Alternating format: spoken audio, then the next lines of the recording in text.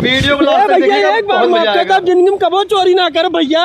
अरे सर तो आदत है ना, हम आप करे लायक गांव मोहल्ला टोला तोती सब परेशान। तू इतना बड़ा चोर हो गया सर। भैया मत मारा, भैया मत मारा, कहा था भैया चोरी ना करो, नहीं कबो ना चोरी करो। मारत की जाती ने सर थाने में लेके। कांग्रेस सारे थाने में ले जाते हैं। अरे मर्दवा टोला मोहल्ला सारे परेशान हो, इतना बड़ा सा चोर हो गया। एक काम कर, थाने में ले चल, पहले चल सरपंच की यहाँ। सरपंच किया ना के थाने में ले जाओ। नहीं बेझिंगना, ले चल सरपंच साहब फैसला करिए, अगर ना करिए तब थाने में दे दे। चल सारे सरपंच की यहाँ चले साला चोरी कर चल।